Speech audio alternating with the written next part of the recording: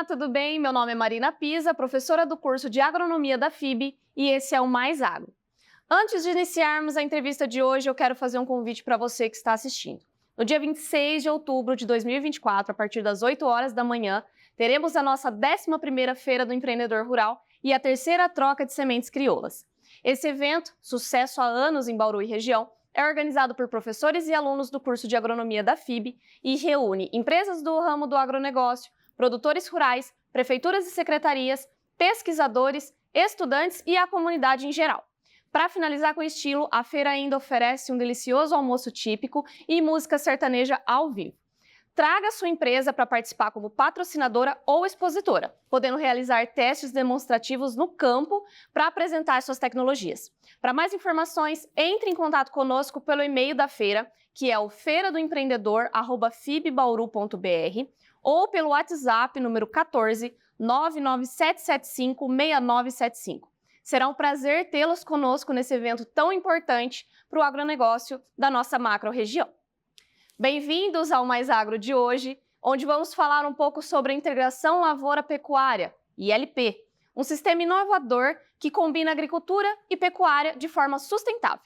E para conversar sobre esse tema, temos a honra de receber o Dr. Cristiano Magalhães Paris, doutor em zootecnia na área de pastagem e forragicultura e atua nessas áreas com ênfase em produção de silagem, manejo de pastagens, ovino de corte e gado de corte em sistemas integrados de produção agropecuária sob plantio direto.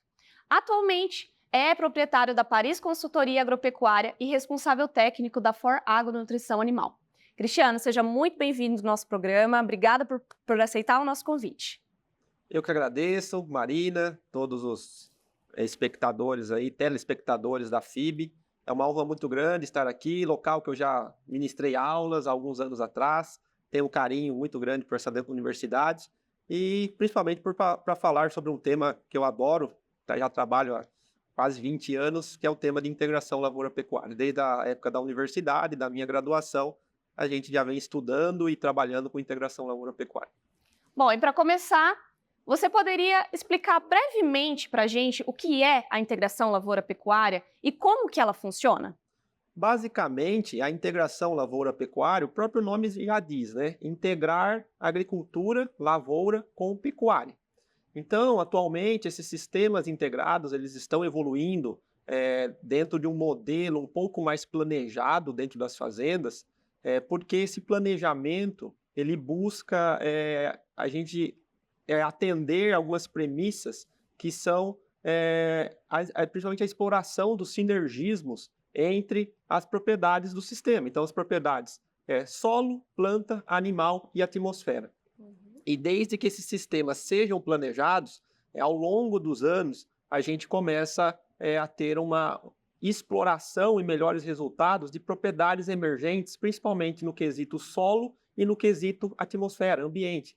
Um exemplo, fixação de carbono no solo, aumento de matéria orgânica no solo, ciclagem de nutrientes, redução de emissão de gases de efeito estufa. Então, ao longo dos anos, a gente percebe que esse sistema ele torna favorável a essas características. Então, a gente tem diversas modalidades de LP, é isso?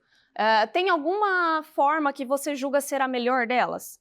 Realmente, o Brasil é muito grande, né? Então, nós temos modalidades mais específicas para o subtrópico brasileiro, principalmente a região sul brasileira. E no local que a gente se encontra, que é aqui no estado de São Paulo, então nós estamos aqui numa transição do ambiente, principalmente o ambiente climático que vem do sul, né? Aqui próximo da transição Paraná, subindo para o Cerrado brasileiro, que é o centro-oeste. Então, Bauru e Botucatu, que é a cidade que eu fico sediado, nós estamos praticamente no centro do estado de São Paulo. Então, aqui nós estamos numa faixa de transição. Para nós, aqui na nossa região, os sistemas que têm se mostrado mais interessantes para os produtores rurais, o sistema com soja e capim, certo? É um sistema que tem sido mais utilizado pelos agricultores. Então, os agricultores que começam a trabalhar com pecuária dentro da integração, bem como o sistema de milho ou sorgo, culturas graníferas de forma geral, milho, sorgo, milheto, consorciado com espécies forrageiras, certo? Com capins, pensando, plantas forrageiras, os capins tropicais que nós temos, principalmente as braquiárias, certo? Então, esse consórcio, muitas vezes, ele é feito no verão, na época da safra, e produz a lavoura, seja para grãos, seja para forragem para o animal, silagem, e depois nós temos o pasto formado. Mas o que eu costumo falar é assim, o melhor sistema é o que se adequa a cada realidade da fazenda, tá certo? E a cada região. Tem regiões que, por exemplo, o milho, ele é uma planta de cultivo muito complicado, por causa das condições edafoclimáticas. A nossa região mesmo aqui, Bauru, é caracterizada por solos arenosos. Então, o milho, tem que tomar muito cuidado com o cultivo de milho aqui, porque o milho é uma planta que tem maiores dificuldades, principalmente quando falta água no momento do florescimento, quando ele se encontra num solo arenoso, tá certo? Então, de forma geral, todos os sistemas são muito interessantes, desde que bem planejados e bem conduzidos. Você falou essa palavra algumas vezes já. A palavra-chave para o sucesso do ILP é o planejamento? Com certeza.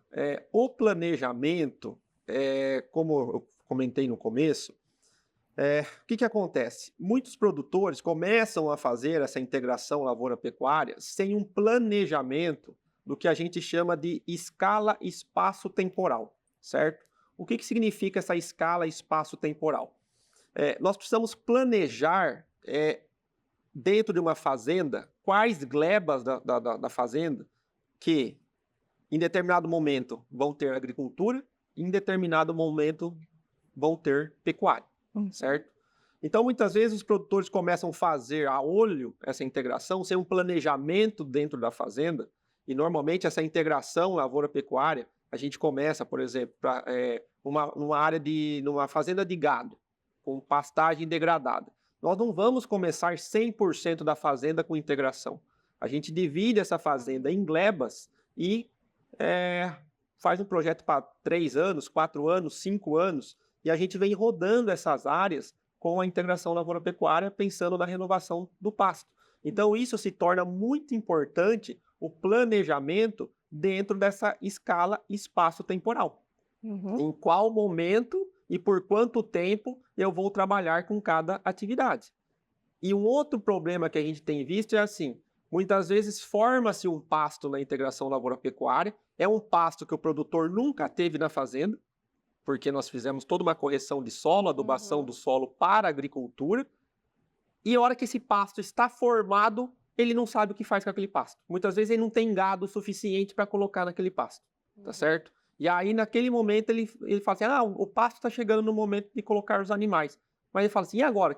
Quais animais que eu vou colocar nessa área? E muitas vezes acaba fazendo um mau manejo do capim, da pastagem, por essa falta de planejamento. Hoje, muito se fala em sustentabilidade, ainda mais no ramo do agronegócio. O ILP, ele se encaixa nessa proposta? O sistema de integração lavoura-pecuária, atualmente, é um dos sistemas, se não for o mais, é um dos mais modernos em termos de agropecuária no Brasil e no mundo. Quando se fala de sustentabilidade, nós temos que pensar que a sustentabilidade não é apenas a sustentabilidade ambiental. A sustentabilidade, ela tem vários pilares, que começa pela sustentabilidade econômica, passando pela sustentabilidade social, e a gente tendo até essa sustentabilidade ambiental. Então, são esses pilares que a gente coloca dentro dos parâmetros de sustentabilidade. Lógico, além de outros parâmetros que nós podemos colocar dentro do contexto de sustentabilidade, mas, basicamente, esses 3 pilares, eles são fundamentais dentro do contexto da sustentabilidade. Quando a gente fala de sustentabilidade econômica, para a gente ter uma sustentabilidade econômica, a gente tem que ter uma boa sustentabilidade técnica. Então, envolve a questão produtiva. Produzir bem, com menor custo de produção e de forma mais eficiente nos recursos alocados dentro desse sistema de produção. Tá certo? Então, quando a gente pensa em sustentabilidade, a integração lavoura-pecuária, ela tem inclusive um efeito chamado poupa-terra, que envolve a questão da sustentabilidade ambiental. a partir do momento que a gente tem áreas de integração lavoura-pecuária, na qual a gente consegue colocar, muitas vezes no inverno, 3 cabeças de gado, gado de recria, por hectare, no inverno, e chega no verão, a gente vai para 7, 8, muitas vezes até 10 cabeças por hectare. Comparado isso com a média brasileira, que é de próximo de 1,2 UA, unidades animais, um animal de 450 quilos por hectare, então você veja o quanto isso avança na questão de áreas necessárias para a produção, tá certo? E associado a isso, nós temos um aumento da produtividade animal. Enquanto a média brasileira é ao redor de 4 a 5 arrobas por hectare ano, em áreas de integração lavoura-pecuária a gente consegue tranquilamente 20, 25 arrobas por hectare ano, com exemplos aqui na nossa região, chegando até 40, 45 arrobas por hectare ano em áreas de sequeiro, sem irrigação, apenas com boa gestão dos processos, solo corrigido, pastagem de boa qualidade e a chuva, tá certo? Então, nós temos uma melhoria nessa sustentabilidade econômica, uma melhoria na sustentabilidade ambiental, por esse efeito poupa-terra, e com certeza a questão da sustentabilidade social, porque é um sistema que gera muito mais emprego, tá certo? Gera muito mais emprego, gera muito mais oportunidade para as pessoas que estão envolvidas dentro do processo, desde dentro da fazenda, quanto fora da fazenda. Gera mais empregos, gera mais renda, tá certo? Então, com certeza, a integração lavoura-pecuária hoje é um dos sistemas mais sustentáveis de produção agropecuária que nós temos no Brasil e no mundo. Pegando um gancho nesse Brasil e no mundo, como que está o Brasil quando comparado aos outros países? O Brasil está muito bem nessa questão de sustentabilidade. Nós temos os dados levantados pela Embrapa Territorial, o doutor Evaristo de Miranda. Esses dados são muito interessantes, porque com esses dados e atualmente com o cadastro ambiental rural, verificou-se que 25% do Brasil é preservado com sua vegetação nativa dentro das propriedades rurais, dentro das fazendas. Ou seja, os produtores rurais atualmente conservam 25% do território nacional. Então, se a gente pensar que o território nacional tem ao redor de 850 milhões de hectares, um pouco mais de 200 milhões de hectares estão preservados dentro das fazendas brasileiras pelos produtores rurais.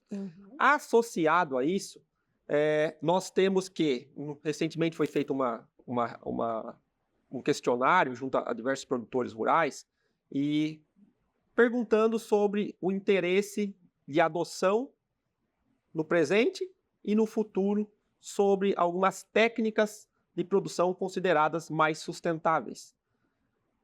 Dentre elas, o sistema plantio direto, que é o cultivo de agricultura sem revolvimento do solo, com palhada, tá certo? Então, um sistema muito eficiente, um sistema muito mitigador de gás de efeito estufa, um sistema que tira o carbono da atmosfera e coloca ele no solo. Então, o carbono da atmosfera ele é ruim para o meio ambiente e ele no solo ele é muito bom, porque ele é transformado em matéria orgânica. E 83% dos produtores rurais consultados afirmaram que ou já usam ou pretendem utilizar o sistema plantio direto nos próximos anos, no Brasil. Esse dado é muito acima do que qualquer país do mundo, inclusive União Europeia, Estados Unidos, China e assim por diante. 33% afirmaram que já adotam ou pretendem adotar integração lavoura-pecuária nos próximos anos. É um dado muito grande, tá certo? É um valor muito considerável pensando em sistemas conservacionistas de solo, sistemas melhorados de produção, pensando na questão da sustentabilidade, com base, inclusive, na sustentabilidade ambiental. Então, nesse quesito, o Brasil está muito bem. Quando se fala de uso de defensivos agrícolas, a mídia muitas vezes expõe que o Brasil é o maior usuário de defensivos agrícolas. Sim, em valores absolutos somos mesmo, mas na hora que nós transformamos essa quantidade utilizada em valores relativos, em relação ao quê? À área cultivada, em relação à produtividade, à produção do que nós temos no nosso país, tá certo? A gente vai lá para o meio do ranking, tá certo? Então, esses dados precisam ser melhores analisados para mostrar realmente qual que é o cenário atual da agropecuária brasileira perante ao contexto da sustentabilidade mundial. Legal. Bom, sabemos que uma boa parte das pastagens do nosso país sofre com a degradação.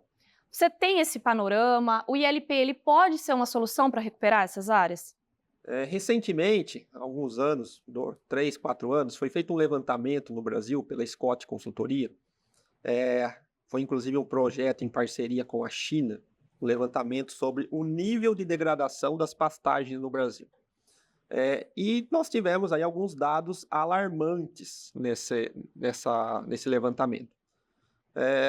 O Brasil possui atualmente ao redor de 60% de pastagens degradadas, ou seja, do total que nós temos de pastagens degradadas, que está em ao redor de 160, 170 milhões de hectares, 60% se encontram em algum nível de degradação. Degradação leve, degradação moderada e degradação severa. E o dado mais alarmante, que mais nos preocupa, é que 25% dessas pastagens se encontram com um nível de degradação severa. Então é um número muito grande, tá certo? Isso aí dá ao redor de 40 e poucos milhões de hectares. E quando a gente soma todos os níveis de degradação, nós temos ao redor de 105 milhões de hectares de pastagem degradada no Brasil. Então, num cenário que atualmente nós temos ao redor de 70 e poucos milhões de hectares com agricultura e 165 milhões de hectares de pastagens, nós temos mais áreas de pastagens degradadas do que áreas de agricultura, tá certo? E nesse cenário, a integração lavoura-pecuária, ela vem como uma alternativa muito interessante para a renovação dessas pastagens degradadas, que atualmente são chamadas, inclusive pelo ministro da Agricultura, de pastagens de baixa produtividade. E atualmente foi lançado um programa dentro do Ministério da Agricultura e Pecuária do Brasil, o MAPA, que se chama Programa Nacional de Recuperação de Pastagens Degradadas, tá certo? Então, esse programa pretende, ao longo dos próximos 10 anos, recuperar ou renovar, tá certo? 40 milhões de hectares de pastagens degradadas no Brasil, sendo que ao redor de 25 milhões de hectares são passíveis de adoção de integração lavoura-pecuária. Então, assim, atualmente os dados mostram que nós temos ao redor de 20 milhões de hectares de integração lavoura-pecuária no Brasil. Eu vejo que nos próximos 10 anos nós temos um potencial para chegar tranquilamente a 30 milhões de hectares, certo? Sendo que, se a gente for pensar com esse novo programa, que por sinal vai ter aporte financeiro de países como a China, como o Japão, para financiar a renovação, a recuperação e renovação dessas pastagens degradadas, possivelmente grande parte com agricultura, tá certo?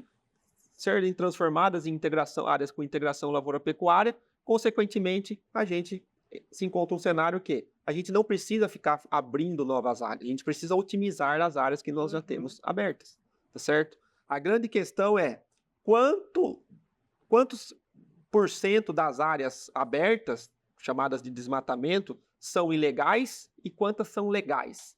A grande questão é que grande parte dessas áreas elas são desmatamentos legais, dentro da legislação.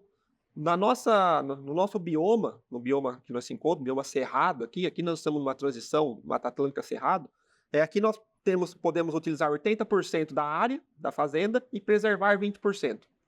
No bioma amazônico, ao contrário. Lá nós podemos utilizar 20% e precisamos preservar 80%.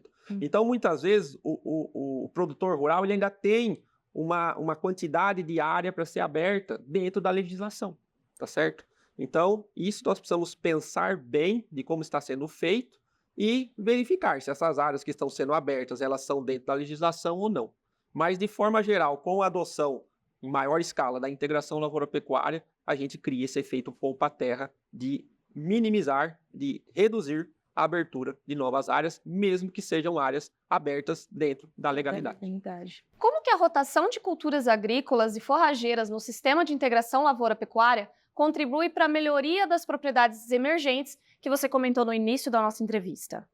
De forma geral, eu comentei que, dentre as propriedades emergentes, nós podemos considerar matéria orgânica do solo, carbono no solo, ciclagem de nutrientes, redução de emissão de gases de efeito estufa.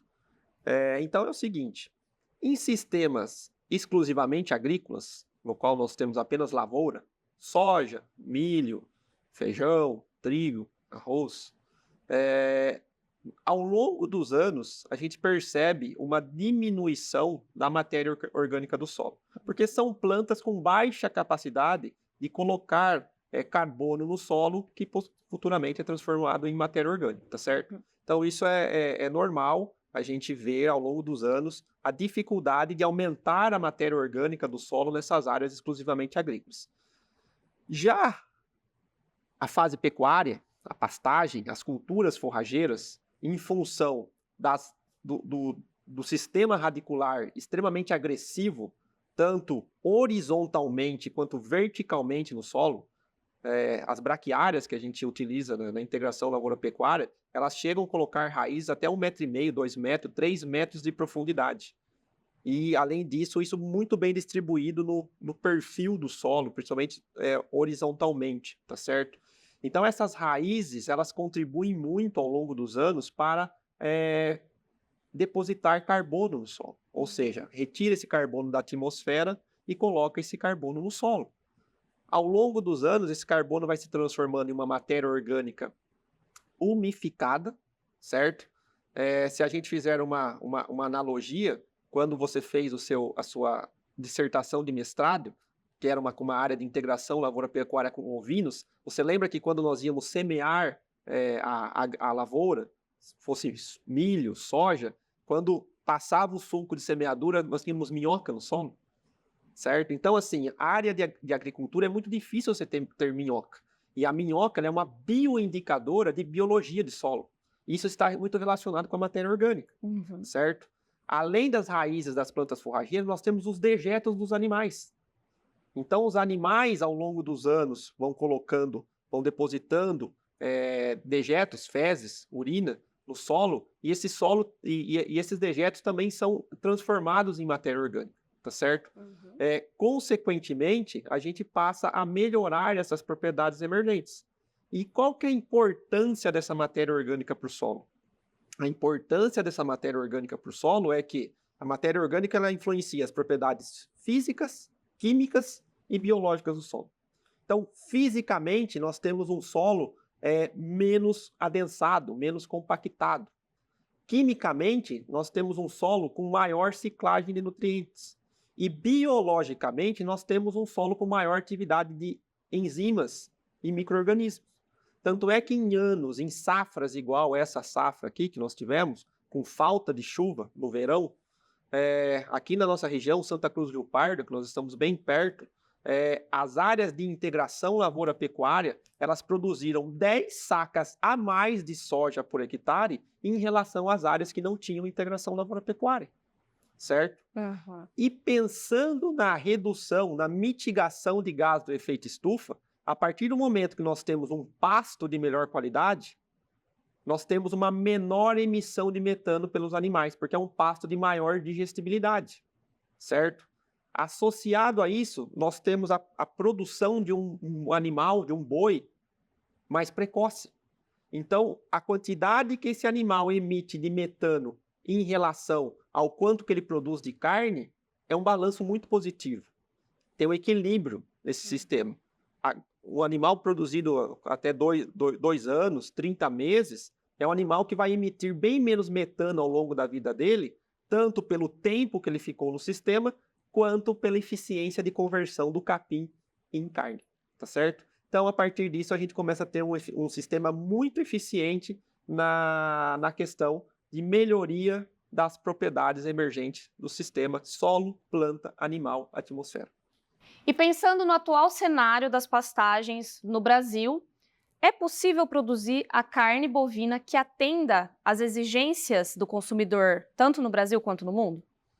Dificilmente. Então, hoje nós vemos que a produção de carne bovina no Brasil, principalmente essa carne de melhor qualidade, exigida tanto no mercado nacional quanto no mercado mundial, dificilmente no cenário de pastagem degradada, e pastagens degradadas que nós temos no Brasil, conforme eu comentei já para vocês os números que nós temos, dificilmente a gente vai conseguir produzir essa carne. Por quê? Porque em pastagem degradada, dificilmente nós vamos conseguir produzir um animal que seja abatido entre 24 e 30 meses. Se a gente pensar no nosso principal mercado consumidor de exportação hoje, é a China, certo? E atualmente, o animal que é exportado para a China é um animal de até 30 meses de idade, certo? Então, se nós pararmos para pensar e fazer alguns cálculos dentro do sistema de produção, pensando na zootecnia. Um animal, um bezerro, ele é desmamado com 7 meses, 8 meses de idade, mais ou menos, correto? O processo de terminação em confinamento, por exemplo, ou em outros sistemas que nós temos atualmente, nós temos que 3 meses, 4 meses de terminação. Então, vamos falar que no somatório aí nós tivemos 12 meses, certo? Então, sobra ao redor de 1 ano a 1 ano e meio para nós fazermos a recria desse animal. Então, se nós fizermos um cálculo de quanto que esse animal tem que ganhar por dia na recria, para a gente conseguir terminar esse animal dentro desses até 30 meses, na média aí vamos falar ao redor de 500 gramas por dia de ganho de peso, certo? Então, em pastagem degradada a gente não consegue isso daí. Aliado a isso, nós temos um cenário que a intensificação do sistema de produção para se chegar nessa carne exigida pelo mercado consumidor, principalmente em questão de deposição de gordura, questão de acabamento, isso é muito importante no frigorífico, tanto pela questão de conservação dessa carne no período pós-abate, correto? Então, funciona como se fosse um isolante térmico esse acabamento de gordura, e não deixa a carne ficar rígida ao longo das 24 horas que fica na câmara fria após o abate. Então, nós precisamos colocar ganho de peso nesse animal, nesse período de 30 meses, 24, 30 meses, mas precisamos colocar acabamento também, gordura. E muitas vezes só o pasto não consegue dar esse acabamento. Então a gente usa um pouco de suplementação também, seja na recria, principalmente, e também na terminação, correto? Quando a gente para analisar essa intensificação do sistema de produção para ter esse animal mais jovem possível, no gancho, no frigorífico, de forma geral, a maciez ela está muito relacionada com a idade. Normalmente, animais mais jovens têm a carne mais macia. Porém, essa intensificação a gente começa a perder em sabor. Então, o melhor sal da carne, o melhor tempero da carne, se chama tempo de pasto, certo? Então, o animal que consome pasto ao longo de determinado período da vida dele é um animal que tem carne mais saborosa, certo? Isso eu venho percebendo. Muitas vezes eu consumo uma carne bovina, principalmente a carne de um animal que acelerou muito o processo de produção dele, foi abatido muito jovem e consumiu pouco pasto, parece que é uma carne sem sabor, tá certo? Então, pensando em associar maciez com sabor, a gente precisa ter esse tempo de recria de 1 ano. Nós temos feito na integração lavoura-pecuária recria de até 1 ano. Às vezes chega em 8 meses, 9 meses. Um bezerro que sai de 200, 220 quilos, em 8 meses na integração lavoura-pecuária, ele chega em 14 arrobas, 420 quilos de peso vivo, mais ou menos. Por quê? Porque ele teve um ganho de peso praticamente homogêneo ao longo de todo esse período. Ele chega na época seca, não falta alimentação, não falta pasto, porque a integração proporciona essa pastagem para os animais, tá certo? Então, a integração, ela proporciona esse cenário. Uma produção de carne de qualidade, macia, saborosa e economicamente rentável, por causa do ganho de peso que o animal tem na pastagem da integração lavoura-pecuária. Certo, Cristiano. E para finalizar, como que você enxerga o futuro do sistema de integração lavoura-pecuária no Brasil e no mundo? Na verdade, a gente vê que a integração lavoura-pecuária ela já não é futuro, né? Ela já é presente. Então, atualmente, as melhores fazendas de pecuária do Brasil e de agricultura também, atualmente, trabalham com integração lavoura-pecuária, buscando explorar aqueles sinergismos dos compartimentos solo, planta, animal, atmosfera que eu comentei anteriormente, certo? Então, assim, estima-se, na verdade, esses dados já são de 5 anos atrás, de um ex-diretor da Sociedade Rural Brasileira, o Francisco Villa. Há 5 anos atrás, ele colocou que 60% dos pecuaristas iam desaparecer, iam sair da atividade. E não é que a pecuária vai acabar. Muito pelo contrário, nós estamos batendo recorde de produção e de exportação de carne bovina esse ano, certo? Nunca se exportou tanta carne bovina do Brasil para o mundo como nesses primeiros 4, 5 meses, igual agora 2024. Ou seja, isso é reflexo do sistema de produção mais intensificado, mais tecnológico, certo? Então, assim, não é que a pecuária vai acabar. Não é que 60% da pecuária vai acabar. Na verdade, quem vai ocupar esse espaço desses pecuaristas ineficientes, trabalhando com pastagem degradada, produzindo 4, 5 arrobas por hectare ano, isso aí não fecha a conta economicamente nunca, certo? Não tem como ter lucro com um sistema desse. Então, quem vai entrar nessas áreas, que é o que a gente já tem visto esse cenário, é o agricultor. Então, o agricultor, com essa integração lavoura-pecuária, ele vai entrar nessas áreas de pastagens degradadas, vai renovar essas áreas, essas pastagens de baixa produtividade, vai renovar essas áreas produzindo agricultura, tá certo? E vai ter melhores condições de produção pecuária, melhor pastagem. A gente vê isso na nossa região. Eu dei um exemplo para vocês, Santa Cruz do Rio Pardo. Tem um projeto que a gente acompanha ali, do pessoal da agricultura, que hoje trabalha com pecuária, e adotou essa integração lavoura-pecuária justamente para minimizar os riscos de produção, principalmente na entre-safra, porque ano a ano a gente tem visto que é o chamado milho safrinha, né? Que na verdade não é mais um milho safrinha, porque o milho ele é mais produzido no outono, na segunda safra, do que na safra principal. Então hoje a gente chama mais de milho da entre-safra, milho outonal. Porém, esse milho, em algumas áreas de solo um pouco mais arenoso, áreas um pouco mais que tem um pouco mais problema que a questão edafoclimática, tem faltado muita chuva ali em abril, maio, entendeu? Esse pessoal está começando a trabalhar com integração lavoura-pecuária, ao invés de fazer agricultura na entre-safra, tem feito boi com a integração lavoura-pecuária e tem conseguido resultados espetaculares, resultados técnicos, econômicos, sociais, ambientais, tá certo? Então, na verdade, para ficar na atividade de agora em diante, nós vamos precisar aí de 3 parâmetros.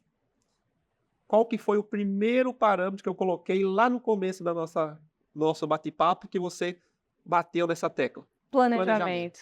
Então, acima de tudo, vai precisar ter um melhor planejamento, certo? E o produtor rural brasileiro, principalmente o pecuarista, ele odeia planejamento. Ele odeia planejamento, ele odeia a coleta de dados. A gente chega num pecuarista, você pergunta para ele qual que é o custo da arroba produzida dele, ele não sabe. Você pergunta para ele quantas arrobas ele produz por hectare, ele não sabe. O agricultor já sabe. Sim. Você pergunta para o agricultor quanto que produziu de soja por hectare, ele sabe. Quanto custa a produção de soja dele por hectare, ele fala 40 sacas, 45 sacas, 50 sacas por hectare, tá certo?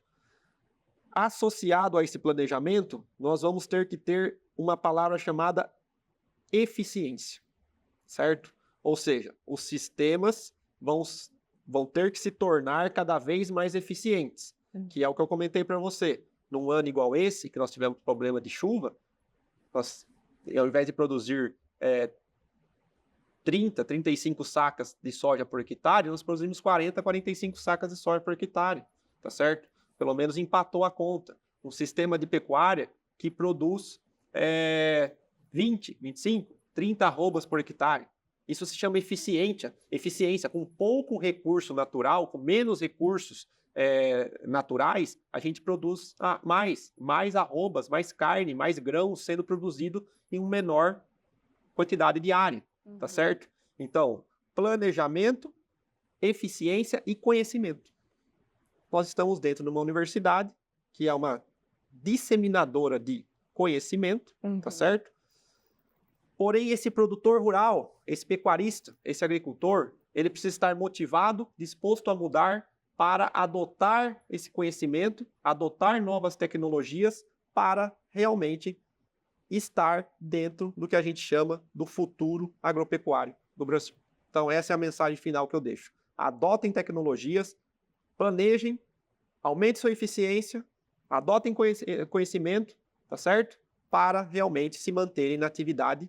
Por quê? Em anos de bom, chuva, preço, todo mundo produz bem, todo mundo ganha dinheiro. Mas em anos que nós estamos passando agora, pecuária, ciclo pecuário de baixa, problema climático na agricultura, muitos produtores rurais, sejam pecuaristas ou agricultores, vão ter que sair da atividade. Muito legal. Bom, Cristiano, eu gostaria de agradecer primeiramente a oportunidade, por você ter aceitado esse convite de vir falar para a gente sobre esse tema tão importante, tão atual. Mais uma vez, muito obrigada. Eu que agradeço o convite novamente, ressalto que estar na FIB é uma satisfação muito grande, um local por qual eu tenho uma consideração enorme, ministrei aula aqui, fui docente aqui, tenho um carinho enorme pelas pessoas daqui, por essa instituição, e além disso, estar junto com você, né, Marina? É uma colega de trabalho, foi nossa orientada de mestrado na Unesp de Botucatu, e a gente ver hoje a sua evolução como docente, como professora e agora como apresentadora de um programa, isso para nós é muito gratificante. Então a gente fala que quando a gente se torna professor, a maior satisfação que nós temos é ver alunos nossos, orientados nossos, evoluindo na carreira e fazendo um trabalho brilhante dentro do nosso setor agropecuário, que é o foco dentro da zootecnia, que é o nosso curso de formação, né? Eu sou zootecnista, você é zootecnista, o pessoal da agronomia, que é o que tem no curso da FIB, o pessoal da veterinária, então é muito legal ver essa evolução, parabéns pelo trabalho pessoal e profissional seu e por todo o trabalho da FIB aí na formação de novos profissionais que vão gerar esse conhecimento que eu comentei ao longo do nosso bate-papo. Com certeza. Muito obrigada. Foi um prazer estar com vocês. Obrigada por quem ficou até o final. E o Mais Agro fica por aqui. Até a próxima!